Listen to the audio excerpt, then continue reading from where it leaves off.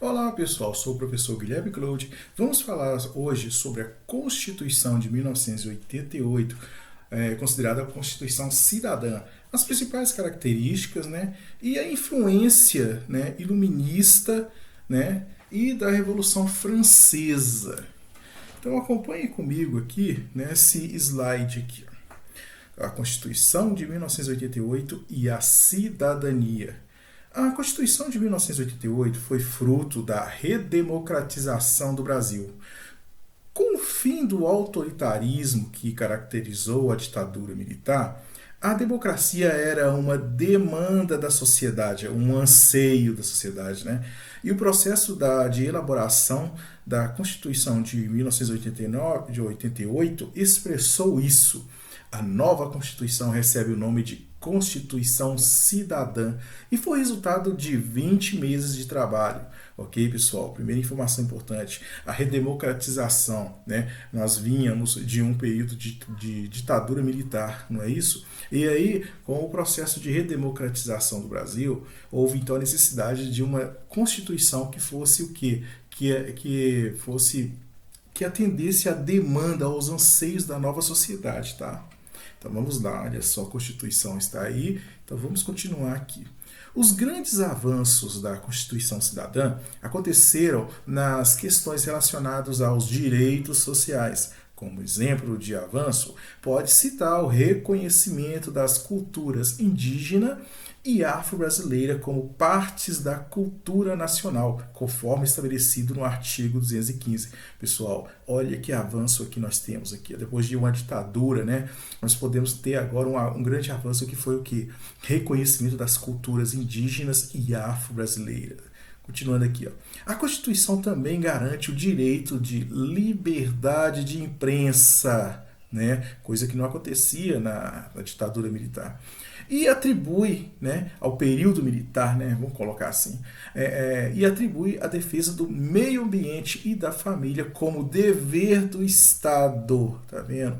Além disso, a Constituição assegura aos indígenas os direitos de preservação de sua cultura e de demarcação de seus territórios. Continuando, pessoal, o avanço aqui vocês podem perceber na área social, né? Também muito importante. E aqui nós temos aqui a garantia dos direitos sociais do cidadão, como educação, saúde, alimentação, trabalho, né? Entre outros que vocês estão percebendo aqui. Então aqui nós podemos perceber aqui uma imagem que fala de união, que é o que? O cidadão, então, passa a ser representado nessa nova Constituição. Os direitos humanos aqui. Além disso, várias outras conquistas foram alcançadas no campo dos direitos humanos, como o fim da censura dos meios de comunicação, a liberdade de expressão, direitos da criança e do adolescente, eleições diretas e universais em 2 turnos, direito ao voto para os analfabetos, voto facultativo aos jovens entre 16 e 18 anos, a prática do racismo passou a ser crime inafiançável, proibição da tortura, igualdade de gêneros, fomento ao trabalho feminino. Pessoal, agora nós vamos falar sobre os 3 poderes e suas funções dentro de um Estado democrático de direito, ok? Então, olha só, os 3 poderes e suas funções. Cada categoria de poder político possui seu campo de atuação.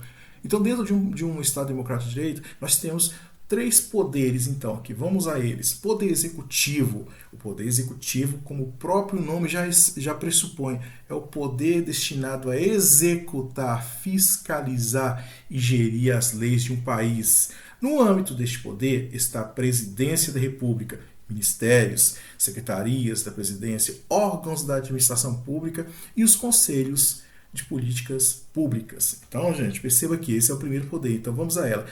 Aqui, temos aqui algumas características. Sendo assim, esta escala de poder decide e propõe planos de ação, de administração, de fiscalização de diversos programas, como social, educação, cultura, saúde e infraestrutura, a fim de garantir qualidade e a eficácias do mesmo. É válido destacar que no município o poder executivo é representado pelo prefeito, enquanto o nível estatal é representado pelo governador, pessoal. Muito importante essa informação. Agora vamos ao outro poder, que é o legislativo.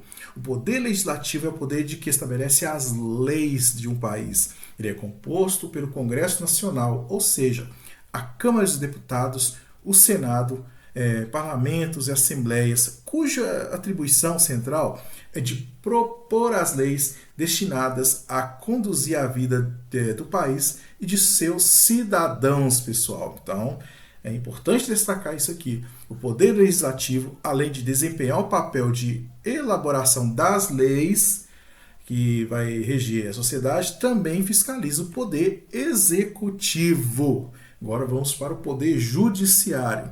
Então, o poder judiciário atua no campo do cumprimento das leis.